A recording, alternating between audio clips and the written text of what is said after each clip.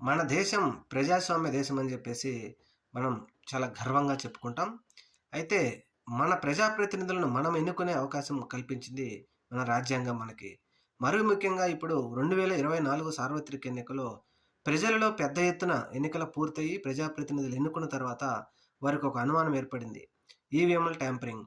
ఆంధ్రప్రదేశ్, ఒడిశా మరియు అలాగే హర్యానా, మహారాష్ట్రలో పెద్ద ఎత్తున ఈవీఎం ట్యాంపరింగ్ జరిగిందని అనుమానం వచ్చిన తర్వాత మహారాష్ట్రలోని ప్రజలు మాత్రం పెద్ద ఎత్తున అనుమానాలు వ్యక్తం చేస్తూ మహారాష్ట్రలోని ధూలే గ్రామ ప్రజలు ఈవీఎంలకు శవయాత్ర నిర్వహిస్తున్నారంటే పరిస్థితి ఎంత దూరం వెళ్ళిందో ఆలోచించుకోవాలి.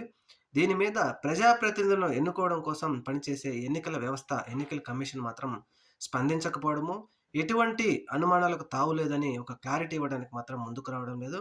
అందువలన ఇప్పుడు మహారాష్ట్రలో పెద్ద ఎత్తున ధర్నాలు, నిరసనలు వ్యక్తమవుతా ఉన్నాయి. మరి దీని మీద ఇది ఈ విధంగా కొనసాగితే ప్రజల్లో పెద్ద ఎత్తున ధర్నాలు వెలువెత్తుతాయి కాబట్టి మరి దీని మీద ఏమైనా స్పష్టమైన క్లారిటీ ఒకటి కేంద్ర ఎన్నికల సంఘం ఇస్తుందా? లేదంటే మౌనమే అంగీకారంగా ఉంటుందా అనేది రాబోయే రోజుల్లో చూడాలి.